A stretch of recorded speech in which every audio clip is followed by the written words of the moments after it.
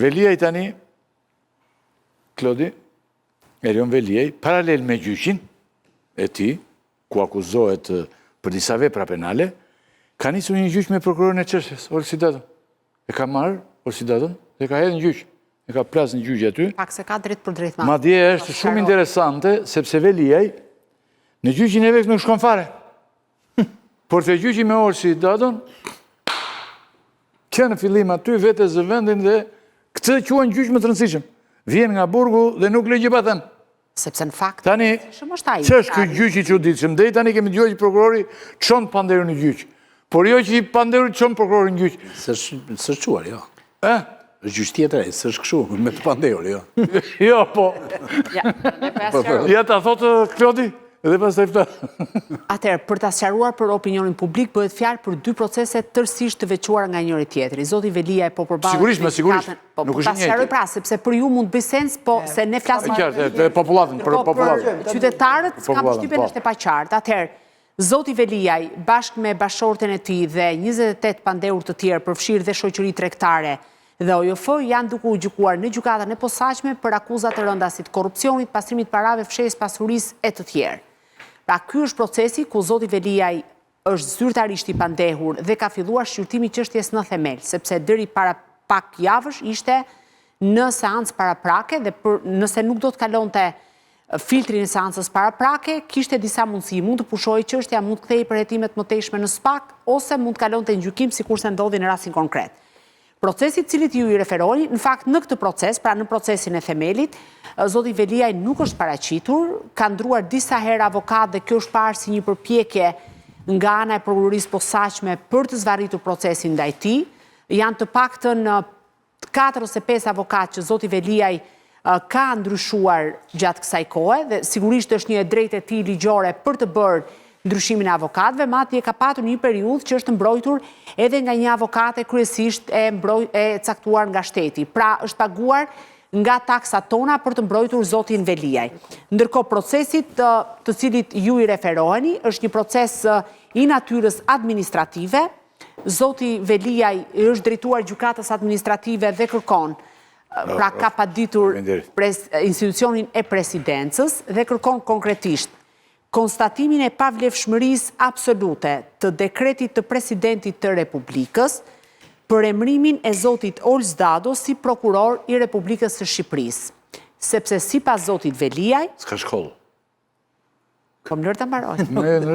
Mënyra se si e thua, do me thënë, është, ja, se këtu pastaj thua nuk e them tamam. Ja, po se për Veliaj unë kanë thënë për para. Tani, zoti Veliaj pretendon që Olsdado, që është njëri nga 2 prokurorët e çështjes, nuk plotësonte kriteret që të emërohej prokuror në kohën që është propozuar dhe më pas dekretuar nga ana e presidentit të Republikës. Tani, për ta sqaruar për opinionin publik, në vitin 2008, kur zoti Olsdado është dekretuar si prokurori i Republikës së Shqipërisë, kishte 2 mënyra se si një jurist mund të bëhej prokuror, pra mund të emërojë prokuror. Klasika ishte përmes shkollës magjistraturës, pra mbaroi shkollën e magjistraturës dhe menjëherë emëroheshe prokurori i Republikës. Kishte dhe një grup tjetër, të cilët mund vinin nga radhët e juristëve të shquar, ata të cilët kishin mbajtur disa pozicione të caktuara dhe që konsideroheshin, pra për shembull siç ishin këshilltarët ligjor në gjykatën e lartë apo në gjykatën kushtetuese e tjera me radhë, dhe me një mendim pozitiv të Këshillit të Prokurorisë, me propozim të prokurorit të përgjithshëm, bëhej edhe dekretimi nga ana e presidentit të Republikës dhe emëroi prokuror. Zoti Dado nuk vjen nga radhët e shkollës së magjistraturës, por vjen nga kjo kategoria tjetër dhe ka patur një propozim në atë kohë të prokurorit të përgjithshëm, që është dekretuar më pas nga presidenti i Republikës. Mbaj mend Eugen nëse të kujtohet në atë kohë, ka patur një debat të madh dhe kthim të disa emrave, sepse presidenti pretendonte në atë kohë që nuk ishin plotësuar kriteret. Tani, pse zoti Veliaj paraqitet në këtë proces? Sepse në fakt këtu qëndron gjithë ose më saktë themra e akuzave penale ndaj zotit Veliaj është këtu. Nëse hipotetikisht marrim të mirëqen faktin që mund të ekzistojë mundësia që gjykata ta konstatojë të pavlefshëm aktin e emërimit të Olsdados, në fakt çfarë sjell kjo? Pasjell problematika tek procesi penal, sepse ka një detaj Procesi që duhet Veliajt. thënë. Po ja, po ta them unë. Atëherë rezon edhe gjithë proceset të rezultatos, gjithë... Jo, nuk rezon gjithë proceset. Jo, të lutem, më lër ta Ka mbaroj. lidhje fare. Jo, të lutem, më lër ta mbaroj, Eugen. Jo, them për atë, jo, po pyet Jo, vetëm. po sjarë të tjetër. Po unë nuk kuptoj nga jurisprudenca kaq marrëvesh. Po më lër ta sqaroj Ndaj në u Pra ta thot Klodi. Zonja Lala po e shpjegon, unë po jap informacion. Se po Atëherë. Velia duhet të zonë gjithë. Atëherë, Po jo mos nëse konstatohet pavlefshmëria absolute, nëse ndodhë, se ne nuk mund ta paregjykojmë vendimin e gjykatës. Po. Ne nuk e dim fare cila do të jetë vendimarrja e Azit Balliut. Por nëse ndodh, ka një detaj tek çështja e zotit Veliaj. Procedimi penal ndaj shtetasit Erion Veliaj është regjistruar nga një prokuror i vetëm, konkretisht prokurori i posaçëm Olz Dado. Më pas, pjesë e grupit të hetimit është bërë edhe drejtuesi i prokurorisë së kohës, pra në kohën që ishte, sepse tani është ish drejtues, zoti Dumani. Problemi është që në momentin, pra nëse ndodh hipotetikisht, që rrëzohet Olz Dado, edhe pse në këndvështrimin tim është shumë e vështirë që kjo të ndodhë, sepse fakti që ka patur një propozim të prokurorit të përgjithshëm, një dekretim nga ana e presidentit të Republikës, ai ka kaluar procesin e vettingut, më pas ka shkuar në KLP dhe ka kaluar të gjithë filtrat për të emëruar prokurorisë posaçme, do thotë që këta institucionet vetëm nëse kanë qenë verbra ta kenë lënë të shkojë deri atje, por gjithsesi, atëherë çfarë bën Erion Veliaj me këtë dokumentin e gjykatës në dorë, me këtë vendimin, i kërkon gjykatës posaçme thotë pavlefshmërinë e gjitha akteve që nga regjistrimi i procedimit penal dhe pavlefshmëria absolute e gjitha akteve mund të cënojë ndjeshëm akuzën, ndoshta nuk e rrezon tërësisht, sepse ka dhe akte të tjera të cilat janë firmosur nga një prokuror tjetër, legitimiteti i cilit nuk vihet në diskutim, siç është rasti është zoti Dumani, por në momentin që janë akte të firmosura nga ky prokuror, aty më pas mund të ketë problematika, sepse nëse ndodh që ka pavlefshmëri, mund të lëkundet akuza dhe themeli i saj. Pra kjo është gjithë gjëja, prandaj zoti Veliaj sot e ka fokusin më shumë tek procesi me presidentin e Republikës dhe që aty më pas kishte problematika sepse edhe padian vetvete kishte pasaktësi dhe u kërkua nga gjykata, ju la kohë zotit Velia dhe avokatit tij të bënte rregullimet e padis, por thelbi i gjës është që nëse Erion Velia do t'ja dalë të rrëzoj prokurorin, kjo i vlen më shumë se sa të përballet me gjykatën, prandaj është i kontrarëndësishëm. Tani, a duhet në një vend normal që i pandehurit vinë sallën e gjyqit dhe të përballet për sa kohë Erion Velia e bërtet me të madhe që është i pafajshëm? Patjetër, fakti që Erion Velia i ndryshon ditë pas dite avokat, kjo është haptazi e qartë që është një strategji e tij për ta zvarritur këtë proces. Dhe normalisht, po nga ana tjetër nuk e as që thua juridikisht, sepse thot unë kam të drejtë të ndroj avokat, sepse shikoj si më të mirën e mundshme për interesin tim, për mbrojtjen time efektive e tjera me radhë. Kështu që në këtë aspekt është duke shfrytzuar çdo mundësi ligjore për interesin e tij dhe për të bërë po bën të pamundurën për të rrëzuar akuzën. Avokat se ti ke qenë prokuror, ky pa shkollë është Orsidado? Jo, më jo, është me shkollë. Me shkollë Janë kriteret të cilat janë pasur në ndryshimet e ligjit të vitit 2007. Arsimin përkat se ka ky një. Pare punës do të fillojmë çik më ai ka qenë noter. Se kjo është, domethënë mos e banalizo, të lutem se nuk është korrekte. Unë nuk po të kërkoj Po po i them ka arsim. Ore tjetri thot del dhe s'ka arsim, thotë tani është propagandë. Edukim. Është propagandë. Po këtë më mirë the, tani unë kam të drejtë. Olsidado është jurist. Ka qenë noter. Të shkojmë te elementi pa. Bëj emisionin tani të gjithaj. Unë po i them avokatit, i cili ka qenë prokuror. Është një ekspert dhe po i them, a ka arsim për katës zotëria? Ka thot. Tani nuk besoj në fjalën time zoti Rakipi, se unë ta thash që Olsidado është jurist. Po se ti, o ka qenë prokuror, buri botës tani që ke aty?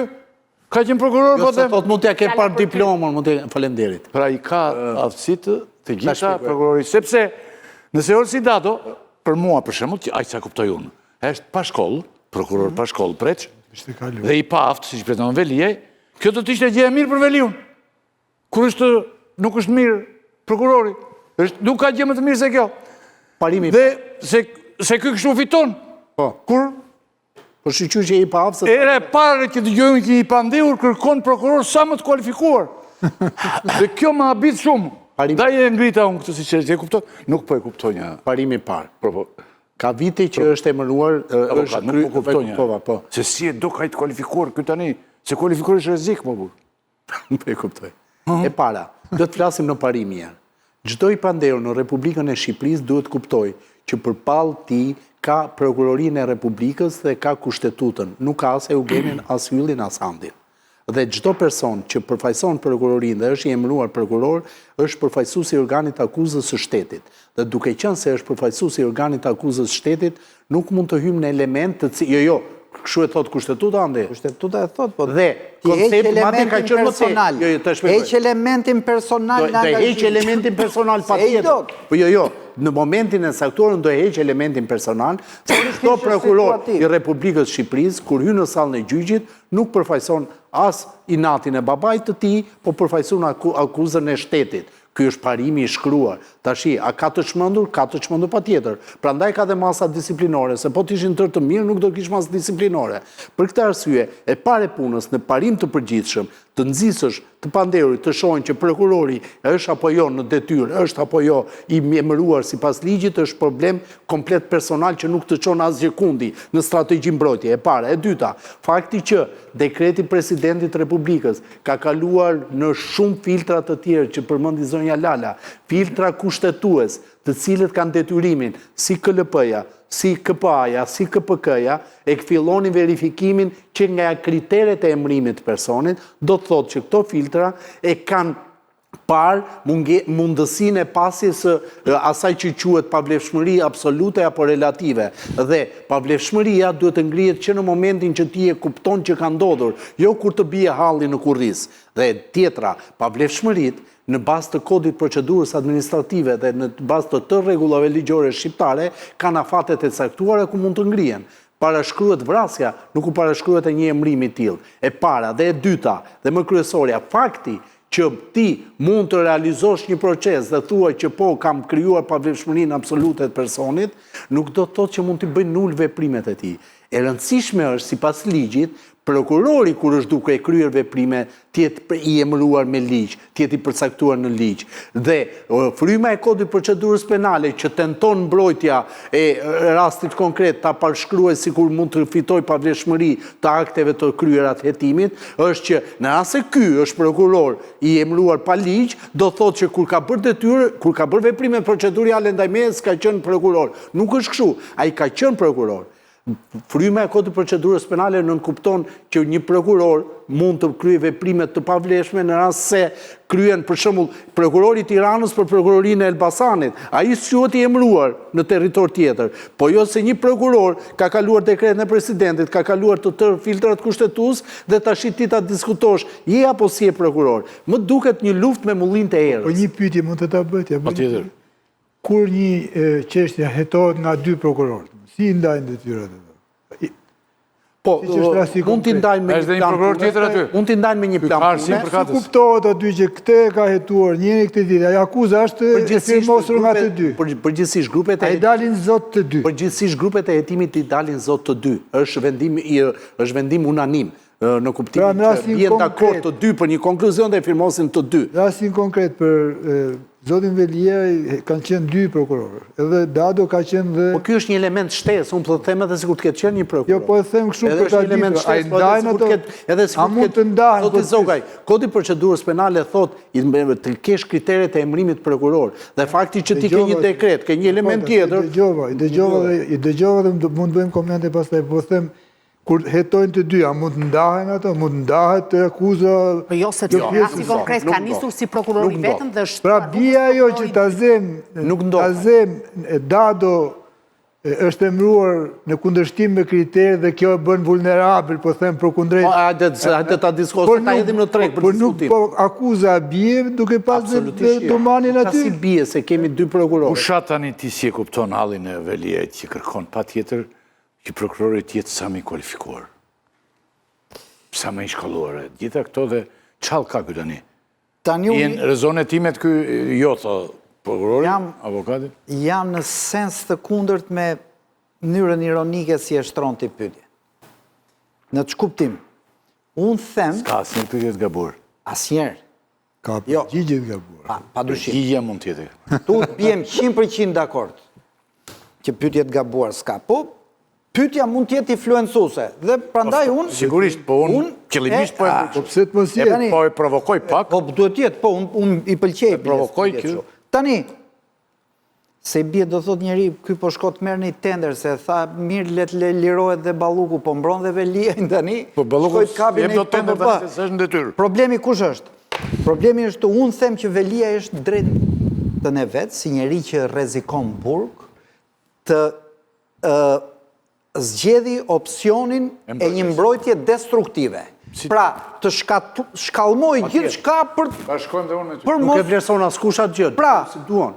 kur ja njoh të drejtën Berishës të bëj me Irena Gjokën. 40 emra, thotë, bën këtë, bën... Që ka lënë gjë pa thënë Irena Gjoka. Njeriu që rrezikon burgun, bën gjithçka. Po, Irena Gjoka dhe ky tani dalin.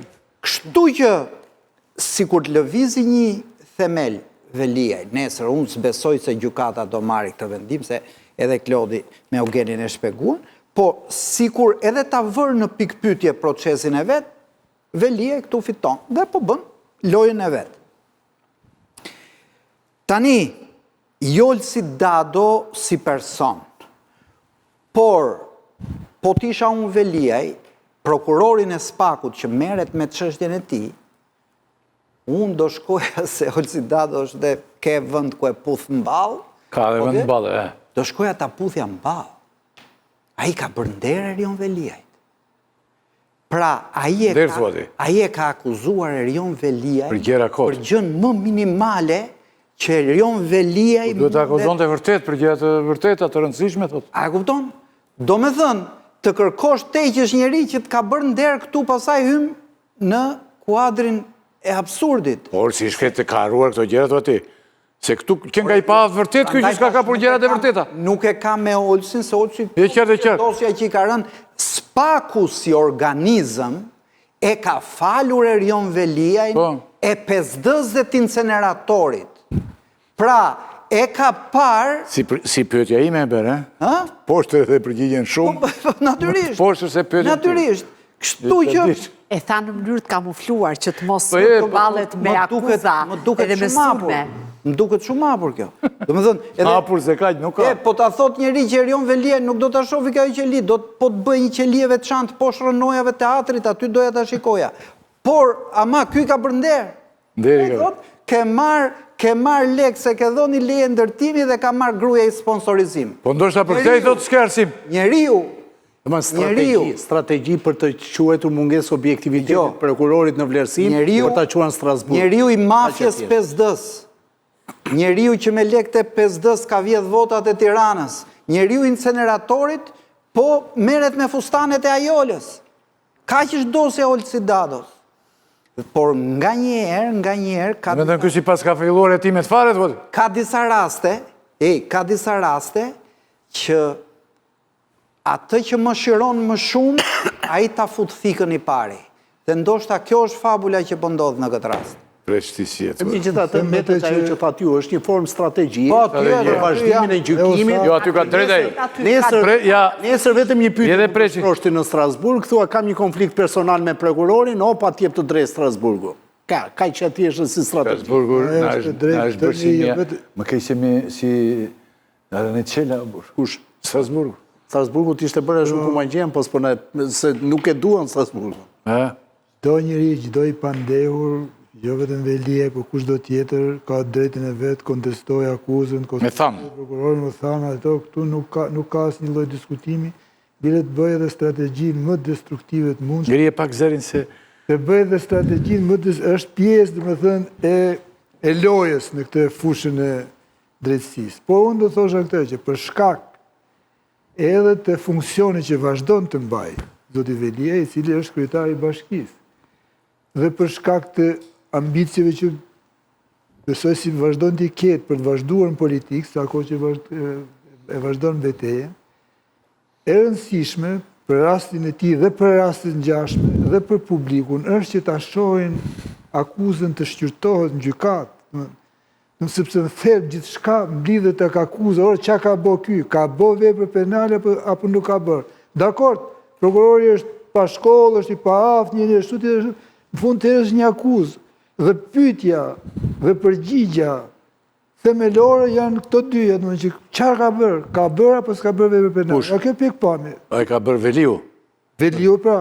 A ka bërë po, dhe prandaj unë them. Velius vetë të gjyqit I fare, mo vetëm të gjyqit Olsi. Po, kjo është I kërkosh moral. Jo, s'është. Pa I këtë mënyrë ka gjetur për të... Berlusconi, kryeministri Italisë të ka bërë. Nuk thoshe je pa shkollë, gjykacat e prokurorët komuniste kanë me mu, thoshte. Nuk merej me krimet që akuzoj. U dënuaj. Nuk merej me krimet. U dënua sa thatë vërtetën ai. Nuk them se të merret ai. Në qoftë se, sepse është në funksion. Sepse kështu bëhet bindës gjdoj pandehur për publikun, kur ti shkon... A I ka Ziton, bilet, ziton. Ka zgjedhur tjetër për të bërë bindës. Ziton, ai që... Mua po mbëjnë komplot. Ziton... E ka të gabuar, po këtë ka zgjedhur. Gjithmonë ziton ai që ka vetdijen se ka bërë shkelje, ai që ka vetdijen që nuk ka shkelje, ai që ka bindjen që është I pafajshëm, nxiton ta heq qafët këtë gjë. Nxiton të shkoj përpara publikut, se publiku s'po gjë këtu. Tu shef, avokatër që flasin, prokuror tek tuk, betejën s'po shef njëri. Edhe ne flasim, rajmë ujnë havan shpesh herë. Unë, për kushtë si unë, do që t'i shohë në arenë palet. Dhe aty kërë dhe bindje, dhe këti pasë në në qafë kotë. Pse të themë unë sot? Pse të themë sot unë kotë? Si ka në në qafë, a si ka në në qafë. Këtu palet, se cila thot vetën. Akuza këtej, mbrojtja këtej. Ore ati I duhet ajo tani dhe I ka drejt a bëjt qatë doj tani. Bëjt qatë doj. Elie ka drejt bëjt qatë doj për në Strasburga ku I duhet. Duhet, mendoj unë, për shkak funksionit. A është që sharaka kjo, a është e sakt, pas ta është gjështë që Ore, ka të drejt të bëjt qatë doj. Por a I e ka zgjedhur me kujdes rrugën e vetët, gjitha. Po ka të drejt bëjt çfarë do. Në temi tani për atë. Brenda kufirit procedurial.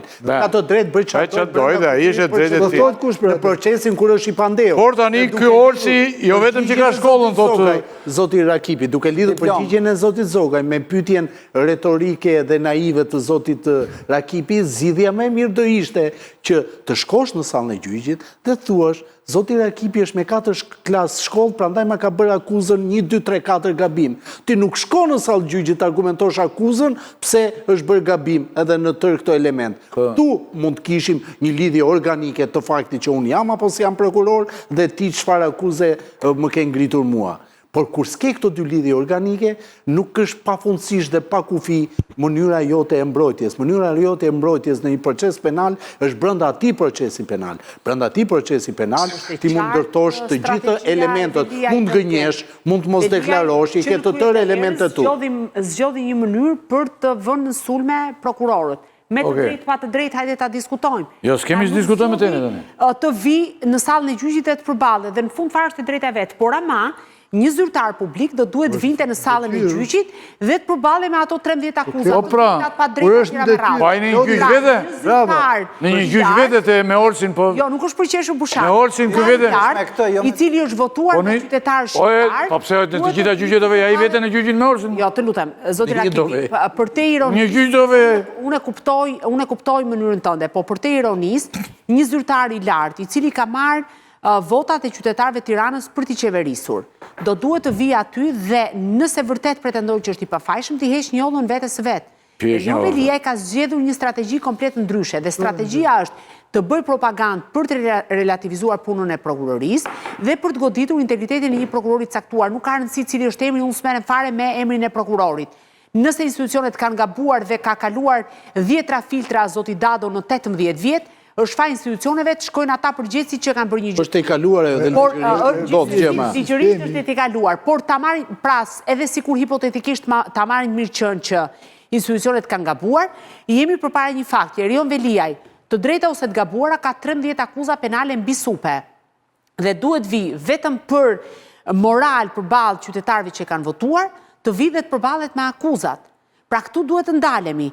Pastaj Bushati thot e kanë falur. Patjetër, ne kemi thënë, e kemi bërtitur këtu me të madhe, besoj kemi rënë dhe dakord me Bushatin që inceneratorët janë drejtuar nga grupi strukturuar kriminal me bekim shtetëror e tjera me radhë 5D apo ashtu. Ne mendoj modestisht mund ta inkurajojmë prokurorin të jetojë ose ta kritikojmë që si ka jetuar, por kjo nuk e shbën faktin që Erion Veliaj ka 13 akuza mbi supe. Qartë. Dhe ai është tani pa përpiqje të mbrohet në këtë mënyrë dhe është drejta e tij. Si mendoni, më shkruajnë nga që ky është nga Durrësi dhe ka, jo vetëm juridikun thotë shkollën e gjitha, avokat më thonë e ka, por tjetër që e ka. Nuk thonë që s'ka diplom. Po, jo I ka shkollën e gjitha, po vjen dhe nga familje juristësh. Babai ka qenë jurist në radhën gjitha. Jurise. O s'ka lidhje. Po tani këta kupton çka kaosi do bëhet në Republikën e zonja Shqipërisë. se harova Në rast se çdo i pandehur që ka përballë një prokuror, fillon e thot ti të kam komshi, ti ke folur kështu, ti ke parashu. Prandaj ka një aureol që e paracakton kushtetuta. Por Irena Gjoka dhe ky tani do përfiten shtetit. gjatë gjithë kohës, do vazhdojnë të përfiten Irena Gjoka dhe këta tani me. Dhe ajo është skandaloze, dhe ai lloj sulmi skandaloze. Jo, prit s'ka. Jo, pamja personale. Dëgjoj, nuk duhen vënë në një peshore. Sa i duan shtatë spaku, po mund të vjen të Irena Gjoka, është flagrante ajo që është bërë. Këtu janë vetëm ato të Veliajt, supozimet. Pra nuk vjen në një peshore. O zotëri, unë këtë gruan nuk e një fare, kam parë vetëm fotografinë e saj e dita. Tani në Greqi, po të shkonje, në gjithë vitet që kemi qenë, dendurisht dhe ti. Kjo është morale, zotëra Kipi. Të gjithë njerëzit, morale. Dhe më e morale. Është morale. Po, mo kam ikur unë me pasaport falso, po nuk kam kënjur në formular të dekriminalizimit. Nuk shkoj ke dekriminalizimit. Andis, një gjithë të tillë të thoshin ty. Po nuk kanë si leta deklaronte dhe ishte në rregull. Dhe prandaj nuk shkoj te dekriminalizimi. Fakti që e ka fshehur e ka bërë përsëritje dhe moralisht ajo s'mund të rri zoti Rakipi. Moralisht mund të ri, juridikisht mund t'jetë parashkruar. Okej. Si mendoni se do të rezultojë më tej ky proces tonë ju? Po ne e dhamë qëndrimin të zoti Tado. Procesi është një precedent i rrezikshëm që nuk mund sulmohet personalisht përfaqësues të shtetit në kuptimin në rast se ata nuk kanë deformuar prova, nuk kanë falsifikuar prova, nuk kanë shtuar akuzën personal. Ti drejtohesh një gjykatet shtetit me një ankesë që mund të rrëzohet së sulm personal. Jo për këtë, jo vetëm për këtë, them në parim. Në qoftë se Olsi Dado i ka bërë gabim gjitha gjërat, në shkallën tjetër ti fiton, kështu e ka bota. Nuk është vetëm në vendin tjetër gjitha, po jo. Kjo është me qëllim, kjo është e qëllim të dhe dijen tani qëllimin. Por ai ka të drejtë të bëjë strategjinë e vet. Ore patjetër mundi të thuash se pa drejtë bëj. A është qesharake kjo strategji, është tjetër. Jo, po tjetë gjykata është mbi gjitha, a merë shqyrtim gjykata në një qeshje që ka të bëjmë me... Tani unë kam edhe një... Filtreve ka... Po janë gjykata vetë ato. Një minutë, avokatë... është do me gjykatës kushtetuese...